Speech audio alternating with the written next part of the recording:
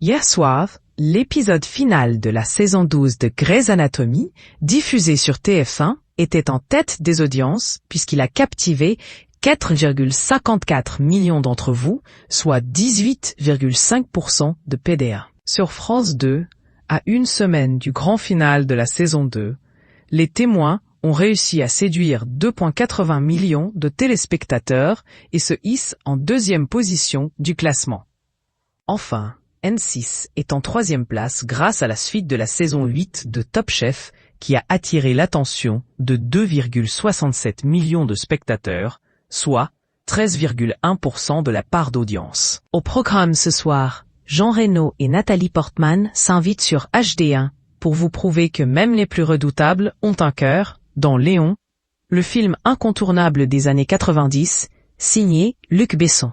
André Bourvil, comédien phare des années 1960, fait tomber son masque d'humoriste pour un rôle des plus dramatiques et invite les plus nostalgiques d'entre vous à regarder Le Miroir à deux faces sur TV5 Monde en seconde partie de soirée. Synopsis. À Little Italy, un quartier de New York, Léon, tueur à gages analphabète, accepte de prendre sous son aile Mathilda, 12 ans, dont la famille vient d'être massacrée lors d'un règlement de compte par Norman Stanfield, un policier corrompu. Pour venger son petit frère et ses parents, l'adolescente demande à Léon de lui apprendre à devenir aussi une redoutable tueuse. En échange, Mathilda est prête à faire le ménage chez Léon, et même à lui apprendre à lire. Un jour, la petite fille réussit à localiser Stansfield. Synopsis.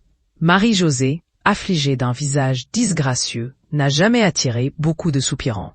Elle rencontre, avec la complicité de ses parents, Pierre Tardivet, un brave garçon. La jeune femme avait espéré épouser son patron, Gérard Durieux, mais celui-ci lui a préféré sa sœur, Véronique, plus jolie. Marie-Josée épouse donc Pierre et passe auprès de lui 10 années monotones. Un jour, Pierre est blessé par la voiture du docteur Bosque, un célèbre chirurgien. Le médecin, spécialiste de la chirurgie plastique, propose à la jeune femme de lui rectifier le nez. Malgré l'interdiction de son mari, elle accepte l'opération.